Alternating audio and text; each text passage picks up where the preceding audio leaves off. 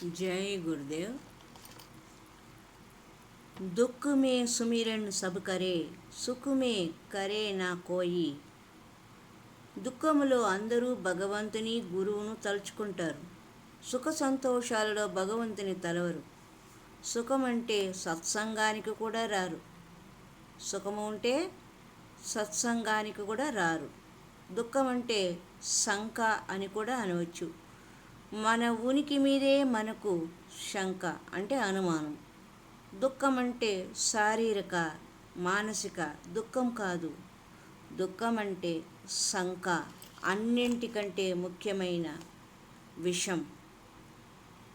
ఈ విషము తొలగించుకోవడానికి దేవతల దగ్గరికి, గురువుల దగ్గరికి మనము వెళతాం. ఇది ఒక అవస్థ. కృష్ణుడు కుంతి ప్రార్థన విని వారికి సుఖము ఇవ్వలేదు. కుంతికి జీవితాంతము దుఃఖమే సుఖము. కుంతికి జీవితాంతము దుఃఖమే, సుఖము ఇవ్వలేదు కృష్ణ భగవానుడు.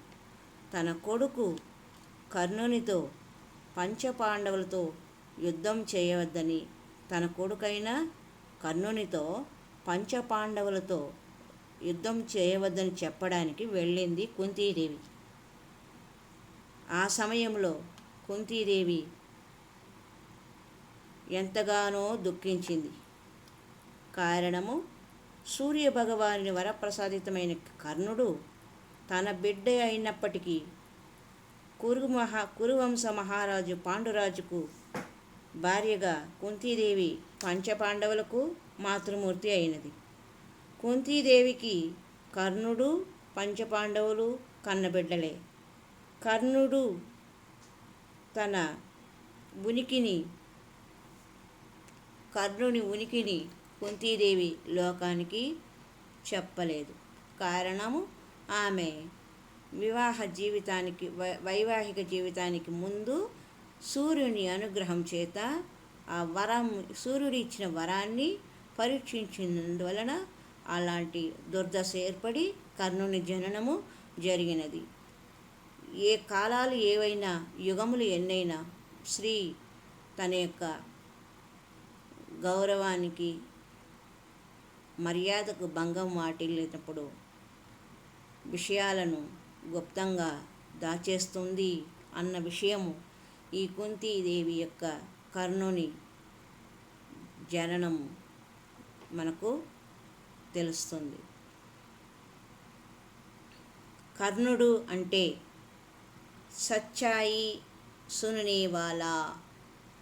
కర్ణుడు మంచిని వింటూ ఉండే చెవి అని అర్థం.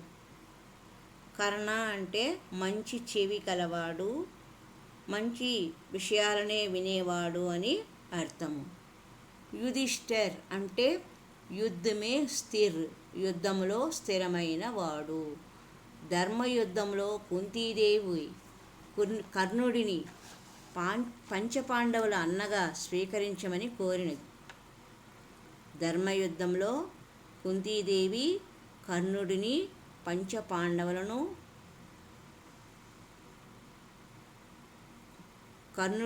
పంచపాండవుల అన్నగా స్వీకరించమని కోరినది పంచపాండవులను. కానీ అర్జునుడు ఒప్పుకోలేదు. కర్ణుడిని వధిస్తానని చెప్పాడు. కుంతీదేవి నచ్చ చెప్పాలని ప్రయత్నించినా అన్న అయిన శత్రుపక్షంలో ఉన్నాడు కాబట్టి మిత్రునిలా కూడా స్వీకరించనని మొండిగా బదులిచ్చారు పాండవులు. పాండవులకు భగవానుడైన కృష్ణుడు వెంట ఉండి నడిపించిన కష్టాలు తప్పలేదు. 12 సంవత్సరాల వనవాసం, ద్రౌపదికి అవమానం, ఇలా ఎన్నో కష్టాలు భరించారు. అయినా ధర్మము తప్పలేదు. ఈ సందేశము మన అందరికీ వర్తిస్తుంది. ధర్మో రక్షతి రక్షితః. ఎవరు ధర్మాన్ని రక్షిస్తారో వారిని ధర్మం రక్షిస్తుంది.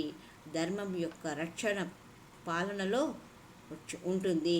ధర్మం యొక్క రక్ష పాలనలో ఉంటుంది. ఈ నీతి మనం కృష్ణుని నుండి తెలుసుకోవాలి.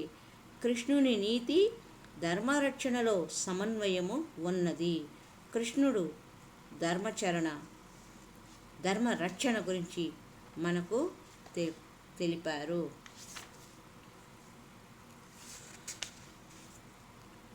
ఇది మహాభారతంలోని కుంతీదేవి తనకు నిత్యము భగవన్నామస్మరణ ఉండడానికి గాను సుఖముని ఇవ్వకూడదు, దుఃఖాన్నే ప్రసాదించు అని కృష్ణుడిని ప్రార్థించిన సన్నివేశంలోని అంశము. హరి ఓం తత్సత్.